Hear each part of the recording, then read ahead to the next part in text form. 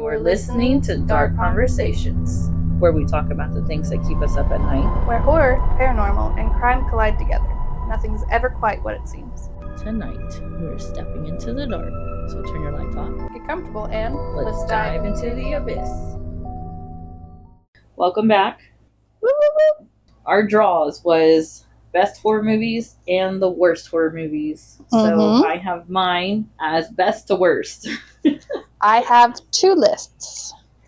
So my favorite, starting with number one, I loved it the most, is Fear Street's, all three of them. So 1994, 1978, and 1666. All of them are amazing. I love all of them. Next is Scream, the first one. I recently watched the new one. It was not my favorite. It made me miss the first one. I have not seen any of the other ones, by the way. The Conjuring series, love all of them. The Insidious series, I love that. Annabelle series, I love those. Those are my favorite horror movies. Okay. My favorite to watch, and they are in order. My number one, I did a top 10, by the way. Okay, so my number one is Halloween. Always classic. Very nice. I did like the newest one. That one was one of my favorites. I did see that one. The newest one or the Rob Zombies version? Because the last time we talked about this, you said, "Oh, I really like the Rob Zombie one." I do like the Rob Zombie version of Halloween, but no, the Michael is Dead one. That's what it was called, wasn't it? No, When Halloween Ends. That one. My second favorite is Terrifier. It's amazing. It feels just like original piece of art.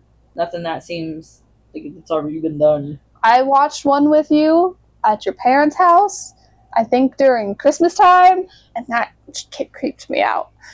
My other one is a classic again, Nightmare on Elm Street. Love that one. My other one is also The Conjurings. You can totally tell when the director changed on that. Yeah, the last one wasn't that good. No, and the one before that, I don't think he did that one either. But I feel like they were trying to do what he did, and it didn't work. Yeah, I didn't like the last one. My other one is Saw. Saw will always come first before Insidious, even though I like Insidious more. Mm-hmm. But it's only when I do my deep dive you'll understand. After Insidious, I have Jaws. I just love the sharks. I know you don't really see them very often in the movies, but that's my favorite part. I need to fix my shark. My next ones are Scream. Once I watch the first one, I have to watch them all.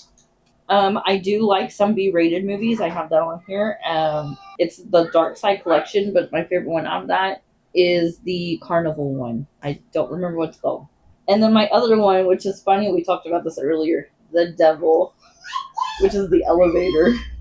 Oh, because you wanted to put it on. Yeah, it's not streaming right now. That sucks.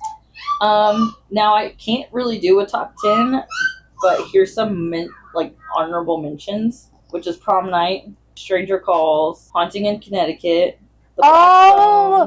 Sorry. I love Haunting in Connecticut. Oh, I forgot about that movie. Yeah, paranormal movies count too. They're scary. I know, but I forgot completely about it. Amityville, Psycho, Gremlins, and a lot more. I can go on forever. Yeah, you really like horror movies. Yeah. I had to dig deep inside of me to figure out. What is the worst horror movies you have down? So, in total, I have 1, 2, 3, 4, 5, 6, 7, 8, 9, 10, 11, 12, 13, 14, 15, 16, 17, 18, 19, 20, 21, 22 that I think are pretty bad. Okay? 22. But some of them are actual movie marathon movies. So, the first one I have down is all of the Texas Chainsaw Massacres. Mm-hmm. Every single one of them. They just seem weird and overly goofy to me. We watched the first one the other day. I know you like them. I know that movie was inspired by Ed Gein. Yes, I do know that. Okay. Yes. And then I have Leatherface. I really like Leatherface. You've never seen it. You told me you've never seen it. You've seen the original Texas Chainsaw. Yeah. That's what I showed you. But the remake, I think, is a lot better. So the second one they made after the original, I hate that one. It makes no sense to me at all. And Leatherface.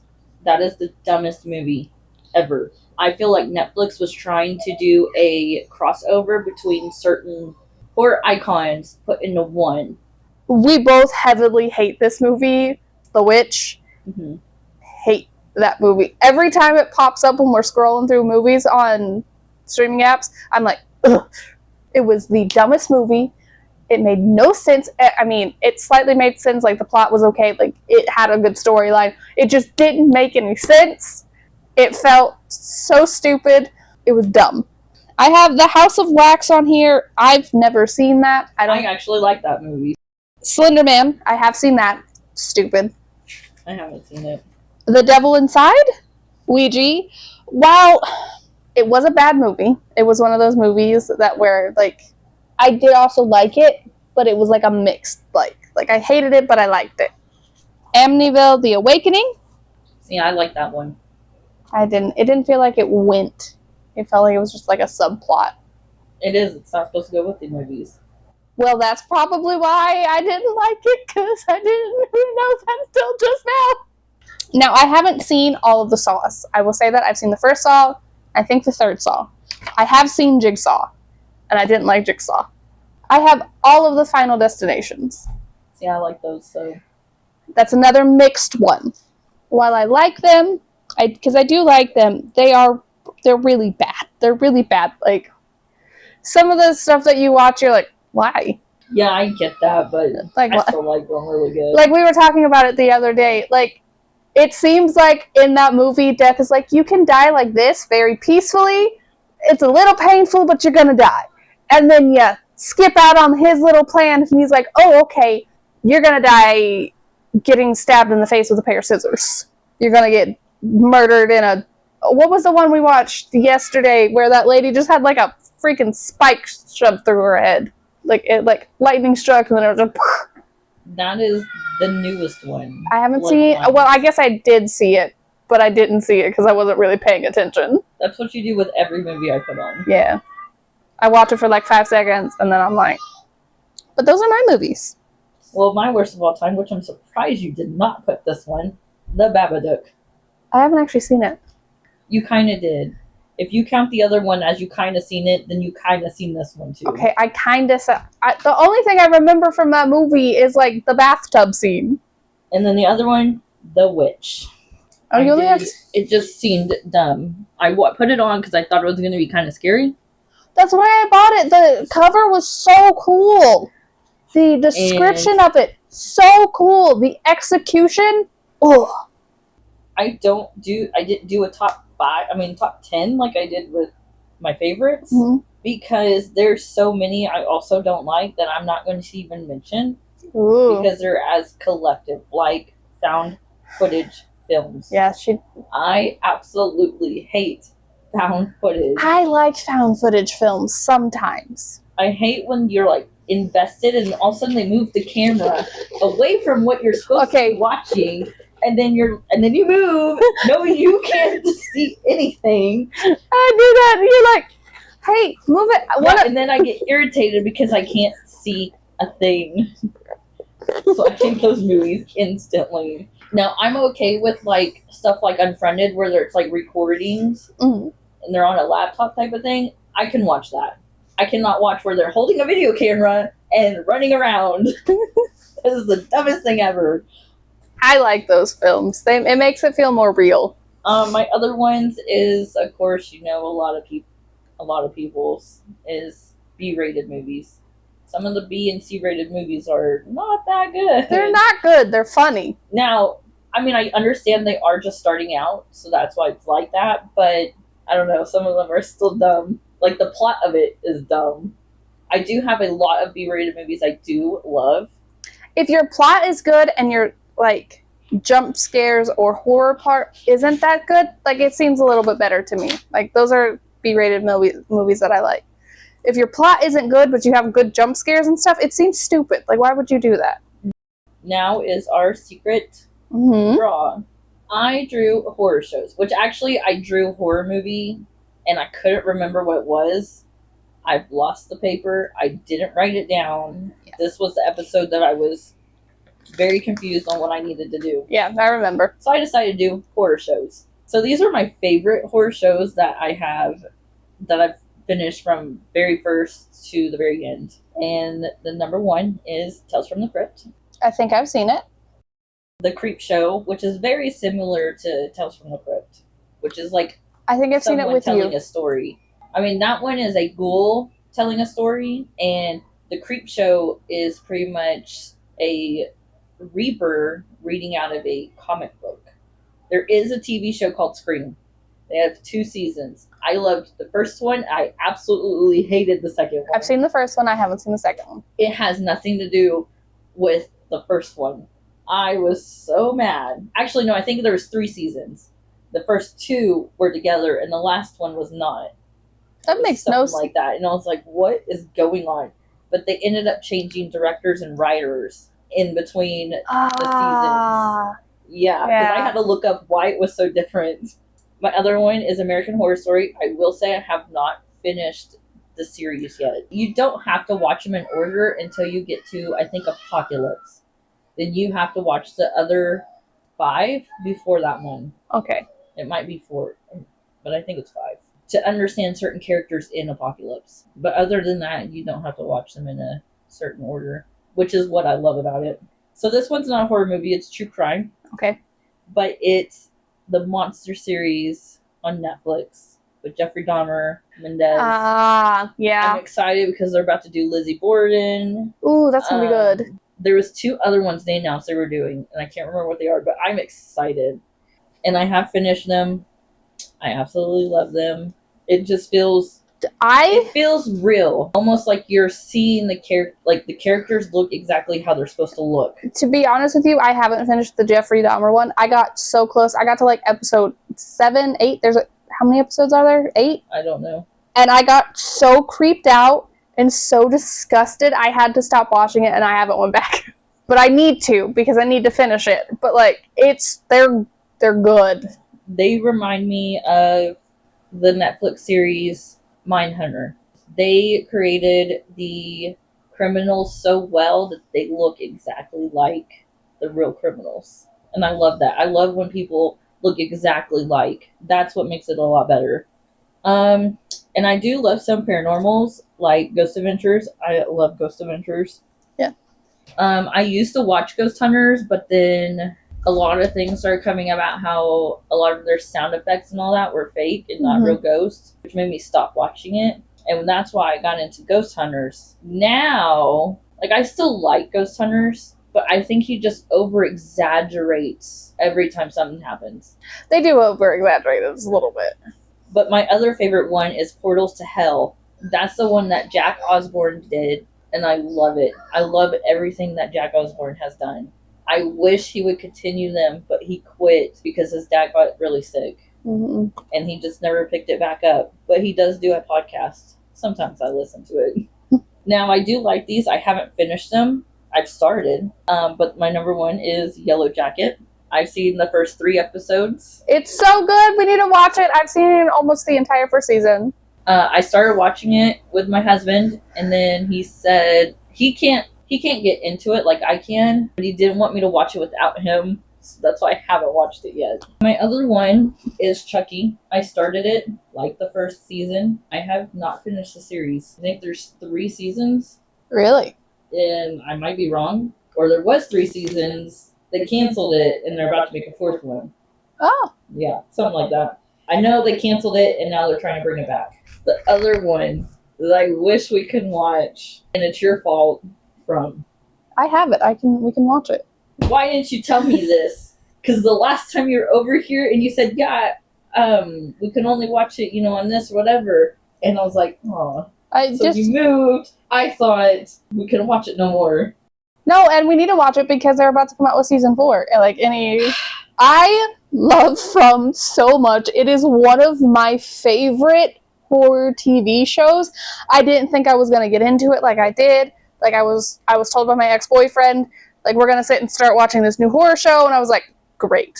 It's going to suck. And I'm not going to like it. And I got sucked in. I highly recommend From to everyone. It's... My other one, and I did finish it, but they are coming out with more. Welcome to Derry. Which I wanted to watch with you. Love it. Well, I can rewatch anytime. Okay. A lot. I can rewatch it all the Because time. while clowns terrify me, I really love it. Like, You weirdo. I don't understand that either. Also, there's a new one that's coming out. It is Camp Crystal Lake, and it's about Jason. Guess what, guys? I watched the first one the other day with Bird. I actually enjoyed it. Yeah, and I need to watch the second and third one. After that, don't watch them. They suck. But yeah, it was good. It was nice. I liked it. And I did actually sit and watch that movie. Like, it wasn't one of those where I'm doing 3 other things. Well, that's all I got. Okay, this was a very movie-heavy thing, and now we're going to talk about, can the Earth be swallowed by a black hole? And I did some research into this. Well, what's your deep dive? My deep dive is about, okay, it's a little mix of some things that I have, but the main thing is a scandal that happened in K-pop. Mine's about my favorite horror movie director. Yeah, well, mine's not. Mine's a... Yeah, I kept mine movie-based. I did not, because I was thinking about it, and, like, I have something I wrote my opinions at the end of it on what I think, and, yeah.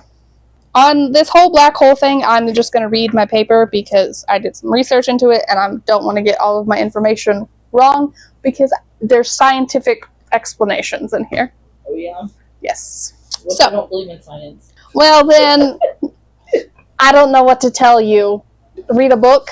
Okay, go on. Black holes. Yes! God damn. I think we just both looked at each other. One for the book. Oh no! Oh my goodness. Tears! Holes! Not holes! I'm so keeping that in. My speech impediment messed me up just then. Oh no! Maybe talk slow. Tears! I just ate the mic! Ew. It went straight in my mouth! I'm gonna go edit and all of your ears out. I did it again!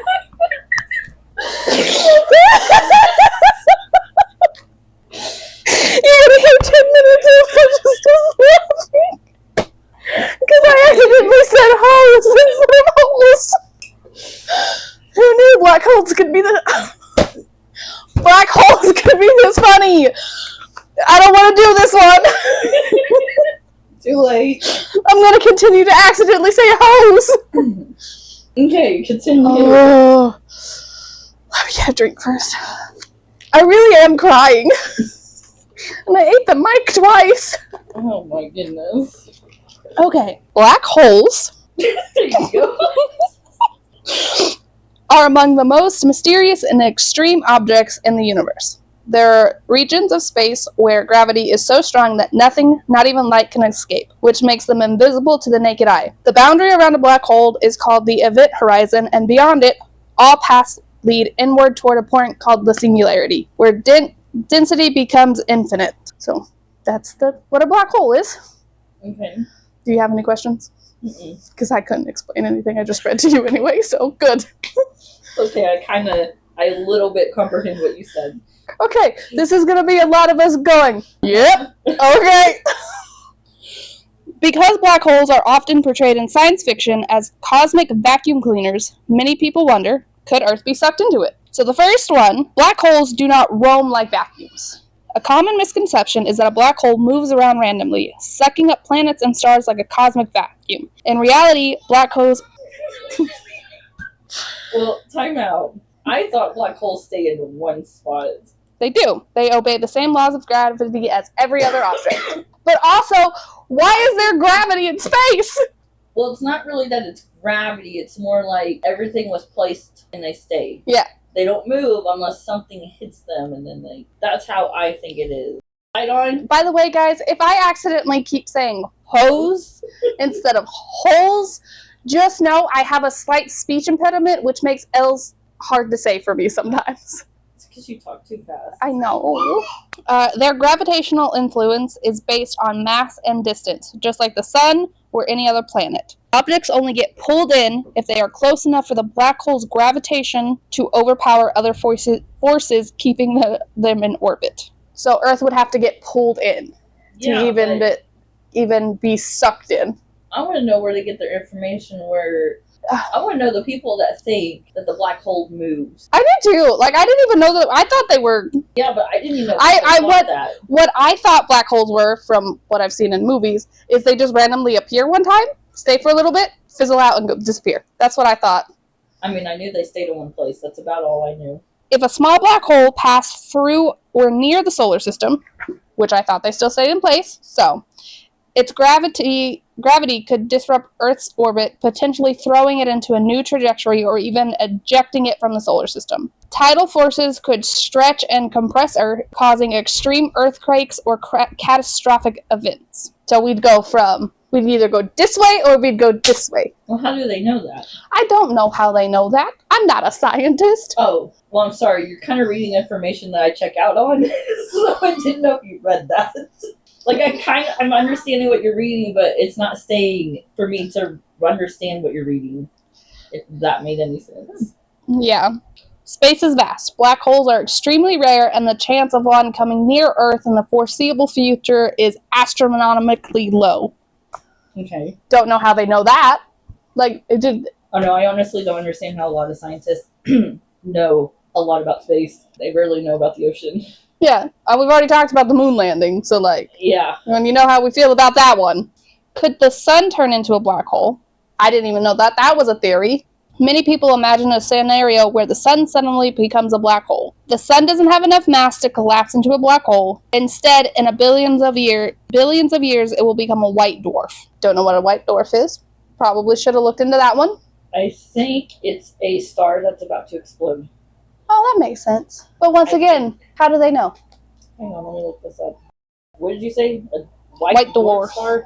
Okay, a white dwarf is an extremely dense, faint, and hot remnant core of a low to medium mass star that has exhausted its nuclear fuel and expels its outer layer, often forming a planetary nebula, which is a roughly size of Earth, but with a mass comparable to the sun.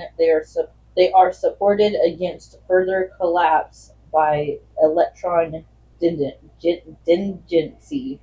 I'm going to be completely honest with you. I don't know what I just read. I don't know what you just said, man. Okay, hang on.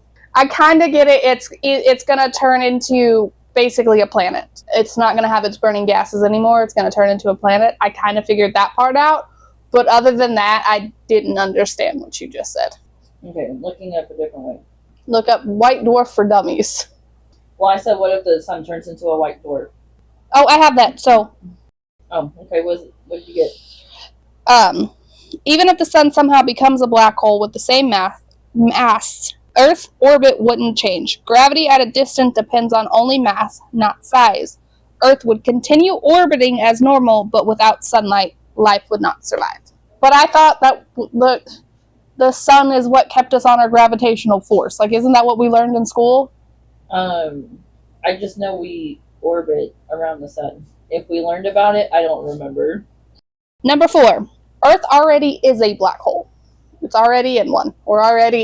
That's what some speculate theories in physics suggest that our universe could be inside a black hole of a higher dimensional universe. So a universe upon universe upon multiverses. Yeah. Black holes could spawn new universes, meaning everything we might see exists inside a cosmic singularity somehow. Wait, so is that where you get Mandela effects? No, maybe. I didn't think about that, but that's a good point. I will deep dive more into this. But, so it would be like different universes. Yeah, multiverses. You just said that. Well, like, I'm not saying like Earth and then like 20 billion Earths. I'm saying like Earth and then that one like solar system that they found a few weeks ago or months ago or whenever they found that other universe. People watch their movies and TV shows. They should know the difference because you have Avengers, which has a multiverse. Yes. Which is what you're talking about. Yes. Which, other than that, it's called Rick and Morty, and they have something similar, but it's infinite realities. That's what you're trying to say. It's not. Yeah, it's not infinite realities. These are some what if scenarios. This one's kind of cool. There's a thing called tiny black holes, and they're tiny primordial black holes, permanently formed shortly after the Big Bang. They could theoretically pass through Earth, but if one were tiny enough, it might just pass through without interacting much, leaving almost no effect. How is that? I don't know, but So like it can what go through Earth is what it's saying. yeah, you could like. So well, like when I thought about that, I thought so like here's Earth and it can go through. yeah, but when I like thought about that and I read it, all I imagined was like the black goop from Spider-Man 3, the little like venom dude, and he just like attaches to something, and then like that's the black hole. There's also a thing called spinning black holes. These suggest spinning black holes could wrap space-time enough to create cosmic bridges, wormholes. Can you help me, please? Wormhole. That one! Thor! We're using movie references. You know how he uses the Rainbow Bridge to get from, like, Asgard to Earth. Mm-hmm. You know, I want to know how they know so much about space, like the holes, the black holes, but we still couldn't go to space. Like, how do they have this technology to study? Somebody, my stuff says there's astronomers use gravitational studies and observations of stars and galaxies to track potential threats, and nothing dangerous is nearby. How do you know that? Like, you're using a telescope. Either they're just basing it on what they see. So you're basically just looking into the sky going, well, all clear. That's what I feel like they're doing. Also, we all have no idea how big the universe is because, once again, they're looking through a telescope or a satellite that they sent out. I did quotations around that. Sent out 20 years ago, and it's just now sending back things from Jupiter. This doesn't make sense to me. It just feels like fake science, to be honest with you. Earth could technically, according to scientists, astronomers. I don't feel like I said that right, but we're going with it. You said it right that time and not the first time. Oh, cool. I'm assuming. Rude! According to them, Earth could technically be sucked into a black hole. It would have to appear over top of us, but if Earth was near a black hole, these are some of the things that would happen. So if these things happen, we're about to die. You think. You don't know what's on the other side of the black hole. Fair point. Extreme tidal forces, stretching and compressing the planet, or spaghettification. So, I know they have done Futurama. They go through a black hole, and it's like, yeah, but they end up just fine. So, time dilation. Time would slow dramatically near the event horizon. 1 hour for some near the black hole could equal years outside. Don't know how they know that, once again. Redshift of sunlight. Light from the sun would appear distorted and stretched. It says, fortunately, none of this will happen because this is stupid. It's a very dumb conspiracy, and I don't understand. That was my conspiracy. Thank you for this TED Talk. Come again to block science knowledge that is not very good, where she accidentally calls holes hose. Okay, so according to this, because I looked up how they know so much about the black holes, and it's by observing their dramatic effects on surrounding matter, as the holes themselves emit no light by studying orbiting stars that are around it. That's it. So they're taking a guess on what is happening in space. Black holes are probably not even a thing. That star probably just said, I need a night. Okay, so our deep dive. I did mine over my favorite movie director, James Wan. He is one of my favorite movie directors, and the way he started is what inspired me on how I wanted to be as a horror movie director. I mean, I know a lot of horror movie directors, like the one that did Texas Chainsaw Massacre originally. He was in film school when he made that, so that's why it looks kind of B-rated. A lot of them do start off in film school and do small little projects and then get big. I don't know why I like him more than the others. Maybe it's because the movies he came out with. Yeah, because my favorite one, of course, Saw and Insidious. The two biggest. Well, he has also done the first couple of Conjurings. and some of the sub ones that go with it, like the Nun and Annabelle. Yeah, which I like none.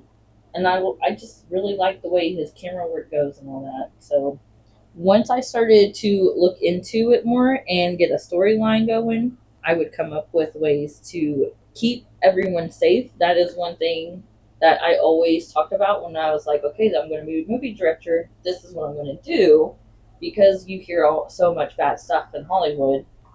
So that was my plan, but I just never became one. You were writing a movie at one point, and all of us were supposed to star in it. We just never. Well, actually, you remember Miss, I think so. the ninth grade English teacher? Yes, because she made us do A films. story, yes, and we had to film it, and I was so excited. I wrote the whole script. Did you write our script, or were you in a different group? No, I was in a different class. That's correct. I don't know how much of it I came up with and what she came up with, or if we bounced ideas off each other and it was like a half and half. Like, I don't remember that part. But I know once I wrote it, I wrote the exact script about what people were going to do, what they were going to say. Yeah, like, it was amazing. I love it. I still have it. Then I was going to turn it into an actual, like, because we were going to film. And then it got to the last minute. No one could do it. Everyone was too busy. And I needed everyone in our friend group, not just us. And that was different from everyone else's. So a lot of people did just a duo, but me and her did a group. I think we did a group as well. Yeah, so that was a little hard. Like, we didn't do it, but we still got A's because she loved what we were, like, what her story was. So, and then I was going to come up with more stories, and I was going to be the director. I was going to make my husband be the main character in all of them, but he did not like that idea. I can see that. Especially when I needed female characters to be part of the main character. He did not like that idea. Yeah, I can see that. Yeah. I honestly wanted to do, okay, I know James Wan is like I'm sure I'm going to repeat this. He was my inspiration because the way he started out with Saw, it's really on that. It's really based on how he did Saw. But I wanted to be a director just like Rob Zombie, because he always took his wife as the main character. That's what I wanted to do, was make my husband the main character. Yeah, he's not. He was not on board. Not at all. No, he would not be. Yeah. Knowing him, I mean, it costs a lot of money to even buy good filming equipment. Yeah. So now, if I ever actually went into doing the whole directing thing, I don't think I'd be the main director anymore. I think I've completely changed my mind on that, and I wouldn't mind helping someone direct a movie, or even be, or just a script writer. I'd be completely fine with those. I think you'd be a really good script writer. James Wan went to college. He went to school for technology in Melbourne. That's where he met his friend, which was his directing partner, which has been his directing partner for a very long time. Then they did split up and start doing their own things, but they're still really good friends. He actually made a movie, but his very first movie, he took it to a film festival, and he didn't win it, but the movie was okay that he decided never to release it. So the only people that have it is, I think, the film school that he went to, or it's in his personal archives, something like that. But this movie has never been seen by anyone. No one can find this movie at all. It doesn't even exist. That's kind of cool. Of course, his first movie was Saw, which is funny. I put dun dun dun there. But they had a budget of $1,000 to make that whole movie. That's insane. Is that why they kind of stayed in that one room? Yes. When they came up with the script, it took them 9 months. And then they took the rest of their money they had and they printed off the scripts and did a little small clip of what the movie was going to be about. And they sent them together to different producers. Poltergeist is the reason why he fell in love with creepy dolls, which is why you see creepy dolls in all of his scary movies. Oh my gosh, there really is. Is there one in Insidious? No, not really like a doll that stays in it as the main character, but there is I think there's a doll here too in some scenes. And he was 7 years old when he seen that, and he said it really scared him, but it made him really like creepy dolls. because of the clown scene. Yeah. Now, his next film came out in 2007. It's called Dead Silence. I have not seen that personally. I'm surprised I haven't because it's by him. But it kind of gives a R.L. Stine Goosebumps, Night of the Living Dummy. And it really does. It looks very similar. I don't know what the story is because it's been a very long time since I read the Goosebumps. And I've never seen that movie, so. I love the movie. It's so cute. It's not scary. Like, I remember those books being scary when I was a kid, and then I watched the movie, and I was like, this isn't scary. Did you watch the TV show? Yeah. I watched both movies. I've only seen one. My daughter used to love Goosebumps, the movies, so. Then after a couple of more movies, he came out with Insidious. But it's funny because Saw is my husband's favorite and Insidious is my favorite. Like, out of the two, Insidious will be my favorite. But I really love the first Saw movie he made. I like Insidious. Well, then he made The Conjurings. He didn't want to do another movie about ghost stories, and it kind of ended up the same way, in my opinion, because he's talking about more ghost stories.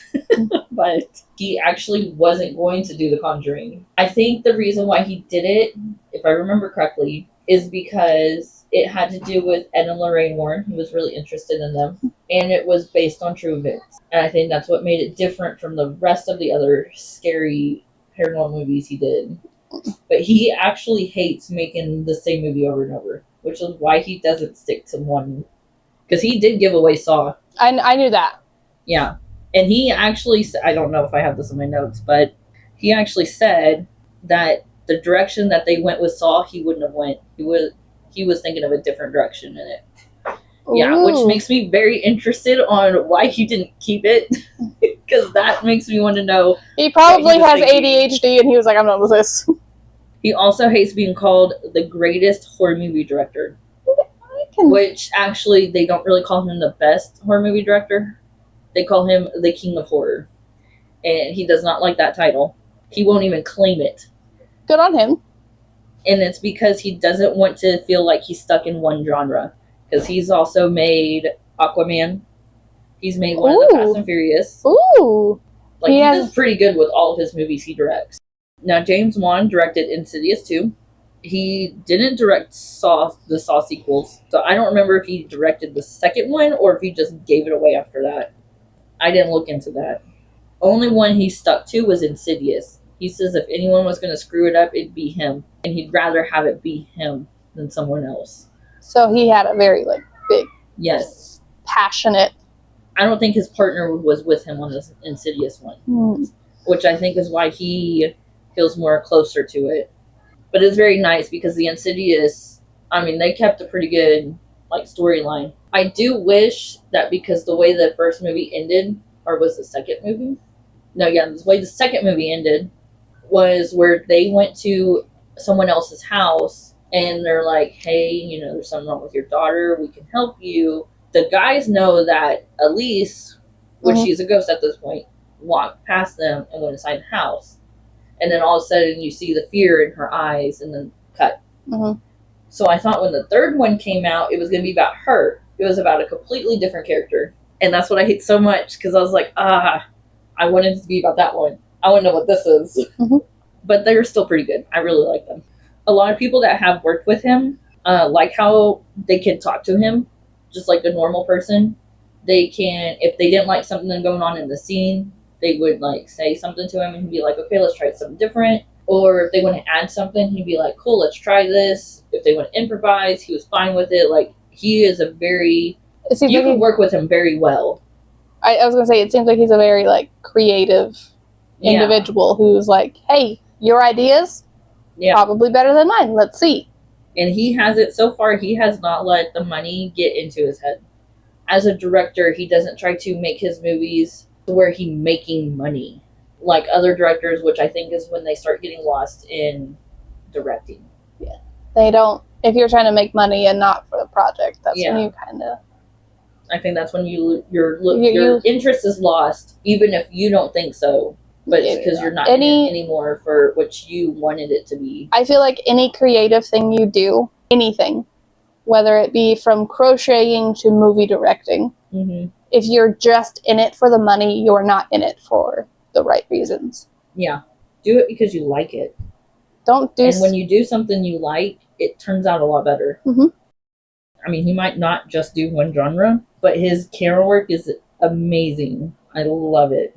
You can see you can tell his camera work from all the movies he's done, even if it's not one specific genre.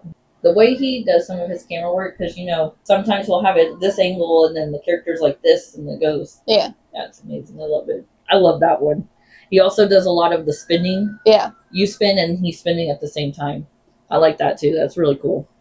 He does like to help other directors that are just starting out, and he will actually help them produce movies as well. He eventually, I don't know if he's trying to say he eventually wants to have his own production company.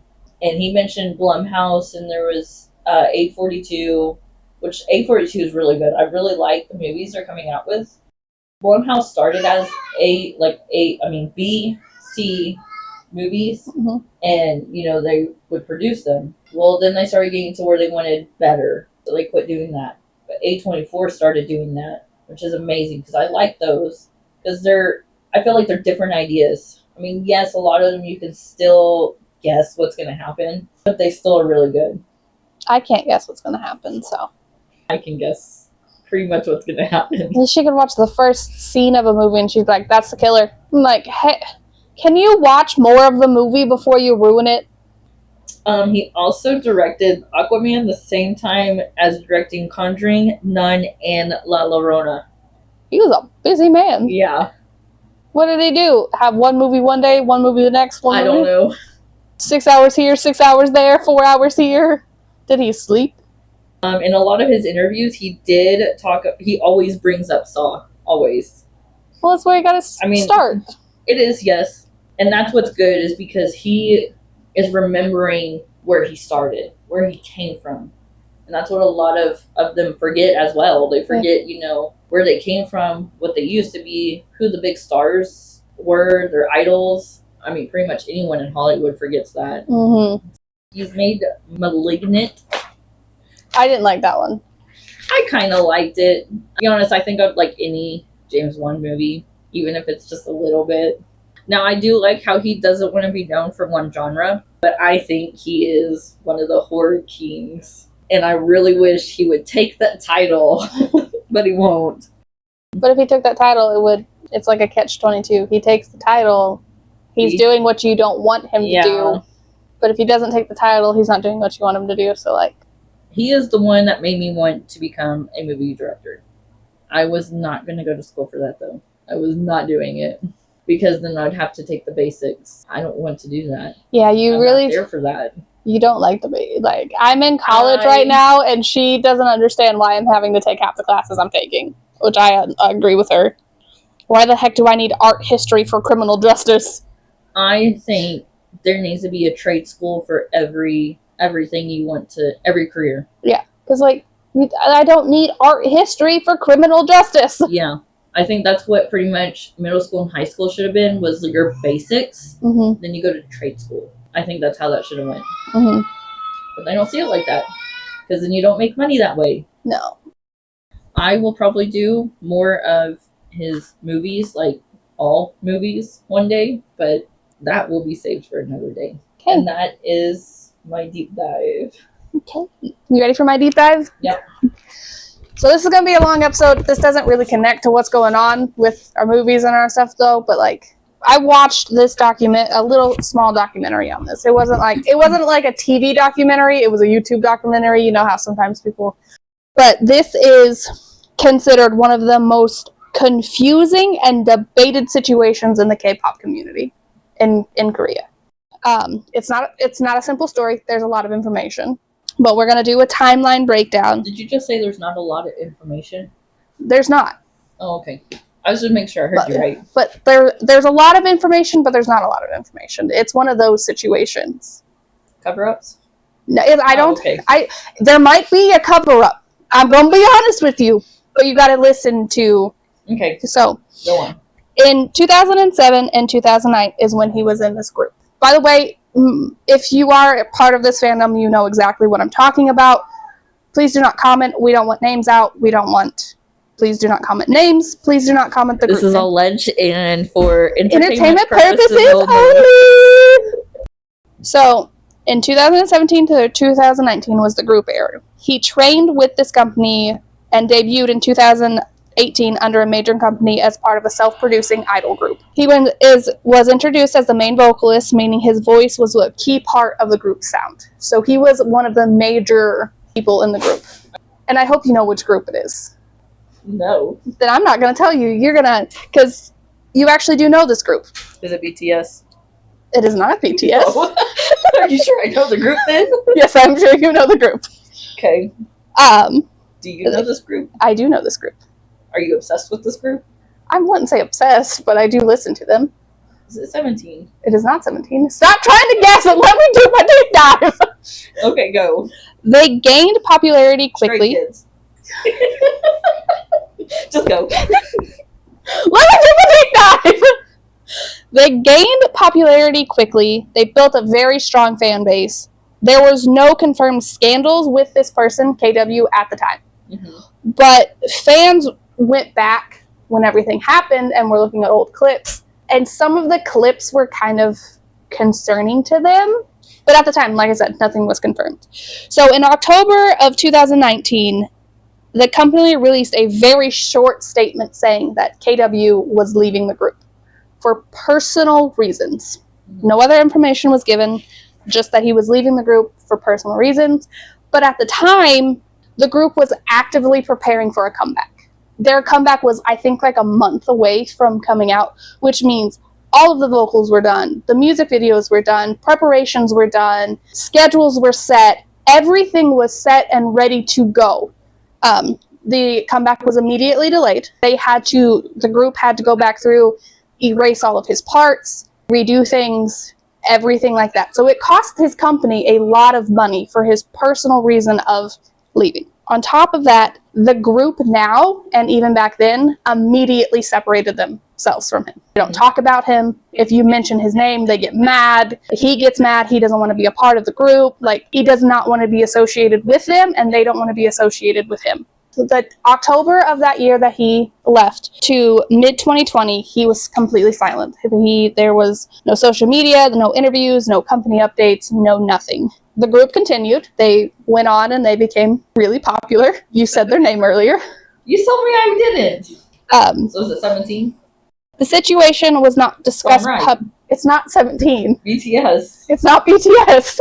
I only said 3 names. Stray Kids! It's not Stray Kids! See, then I didn't say their name. It was one of the 3 that you said, but I'm not telling you which. Fine. Keep going. Stop! You guys can tell me at the end. I will!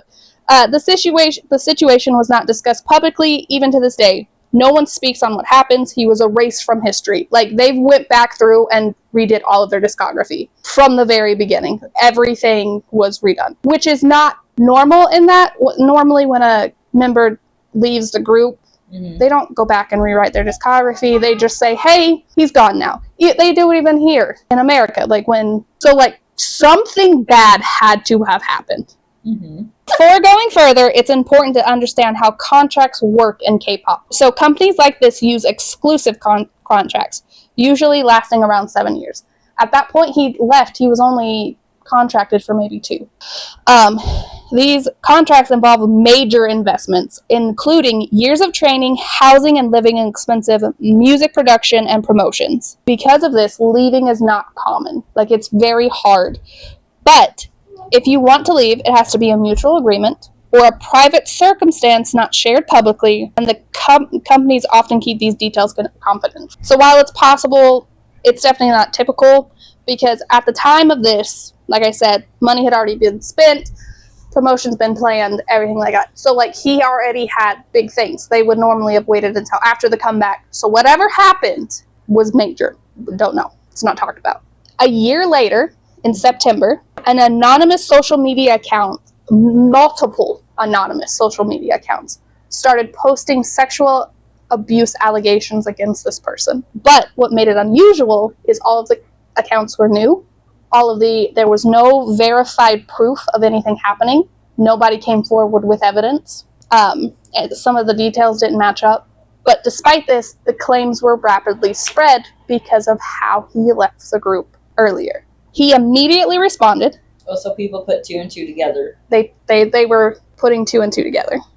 So he immediately responded. He denied all of the accusations. He said he never met any of the accusers. And then he mentioned plans for a solo debate in the same statement. Mm-hmm. And that made a lot of people mad because you are trying to defend yourself against a sexual allegation claim, but you're promoting yourself at the same time. Like, that was really fishy to a lot of people, which goes into the next thing. He went to a new company completely. He left his company when he was done. The thing with the new company is there was no background for this company. There was no visible staff, minimal presence, and some claims linked it to a furniture business here in America. Yeah. Is it, what do they call it? Money laundering? Are they money laundering? I have no idea. Like I said, there's information, but you can't put any of this information together. Mm-hmm. Rumors about members treatment. I mentioned earlier that, like, some fans were going back through and looking at clips. Some of them say there's a rumor. It is a rumor. It's alleged for entertainment purposes only that Does it look like he's getting mistreated? Not him. It says that he was mistreating his members. Oh. There's a rumor that he sexually abused one of his members. He was beating them. Which made everything else that was already happening with his sexual allegations worse. Then what made this even worse is during this time, the group's leader did a live stream, and he spoke about it in a very indirect but emotional way. And he talked, I don't have his exact quote. I couldn't find his exact quote, so I don't want to but he talked about someone making what he described as a selfish decision, saying they didn't think about the consequences or how it would affect people around them. He also used words like betrayal and responsibility, emphasizing how it is important to think about your team and not act only for yourself. He never mentioned his name. He never said it was about the person that left the group. He never even hinted at it was about the person who left the group. Fans and it made everything spread even more out of control. So this person has had so much accusations put on them, but there's no evidence because no one is speaking up. But I also think that, while the leader of the group, he could have been simply talking about him leaving the group. He also kind of double-handed sword himself just then by talking about not thinking about how actions will affect somebody else because he did the exact same thing with saying something he wasn't meaning to, but his words sparked. Yeah. In 2021, so all of this happened in a year. KW released a documentary. He denied all accusations again. He shared his side of what happened. And he attempted a comeback but the public opinion still remains divided. He still continues as a solo artist today. He's actually serving in the military right now. That probably gave a little bit of away, but BTS. It's not BTS. I don't believe you. There is still no clear resolution to this at all. I'll do the similar cases. So I didn't put any names on these because they're famous, but you are going to be able to tell who they are if you're either into K-pop or you're into American culture. So KG was faced bullying accusations quickly after debate, even with conflict documentations. So even though it was proven that she wasn't, she still had people talking about her. SS, she denied accusations, but still left the group due to public pressure. So she was also accused of things, but she had to leave, even though she didn't want to. KM, he was investigated and clear of his bullying accusations, but he had evidence, and his company very much supported him, and they put him on hiatus and said, you're not doing anything until we figure this out. And they investigated, and it came back, everything was wrong. It was all. JB versus AH. Public opinion shifted as more evidence came out. JB used proof to disprove allegations. So all of these things have one thing in common. And then CB, confirmed case with lasting impact. So he got accused of things, found out it was true, and now he has a lasting impact on So this is my personal opinion, I'm going to read this because I physically wrote this. Okay. Everything else was a timeline that I picked up or I added information in that I knew of. At the end of the day, I think it's really important to look at both sides of situations like this. If someone actually did these kinds of things, then it's serious and they shouldn't have a platform. It's not okay. But at the same time, you can't make accusations like this without providing real evidence to back it up. Claims like this can seriously affect someone's life and career. Everyone has the right to defend themselves, and if there's no clear proof, it puts them in a position where they can't really do it fairly. It's just their word against yours. It's a he said, she said. I also feel like a lot of this could have been avoided if there had been more transparency from the beginning. If the company, the members, or even the person themselves had clearly explained the real reason of why they left, none of this would have happened. Or it would have been a lot worse. Where it would have been a lot worse. But we don't know that. Even if it was truly for personal reasons, the way it was handled created a lot of unanswered questions and speculation. From what's generally known about the industry, it's not that easy to just leave a contract, especially when a comeback is right around the corner. So the fact that everything happened suddenly makes it feel like there was more going on than just what we thought and we know. And something else that stands out to me is the leader's live stream. While he talked about betrayal and not thinking about consequences, I feel like the statement kind of worked as a double-edged sword. By speaking on these situations without giving any real details, it added more speculation and confusion. In a way, it feels like the message itself didn't fully consider the consequences it would have on how people interpreted everything. It's why these situations are kind of complicated. My last thing that I said in this is because in the end, sometimes the loudest stories aren't the truest ones. They're just the ones we heard first.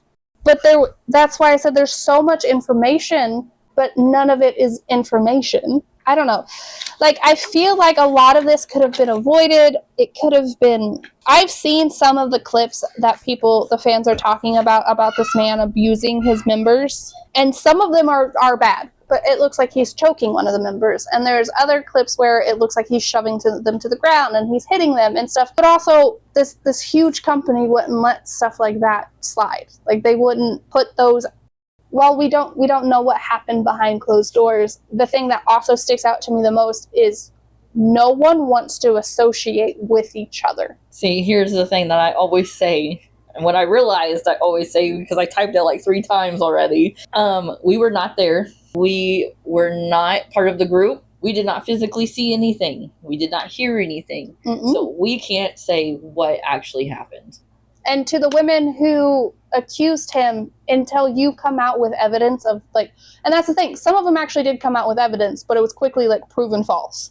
Some of them didn't come out with evidence, and it couldn't be proven false. Come out with evidence if you truly have it, because if you have that evidence that he's grinding up on you and touching you inappropriately and doing these things, why not just come, if you're gonna be an internet hero, be an internet hero and actually prove what you're talking about, because you technically ruined that guy's life, because now it's harder for him to do things because you decided to take advantage of a situation. Maybe until you prove that he did that, I'm going to say that you're that's kind of how it is with the guy on the dance floor, if you catch my drift. I do.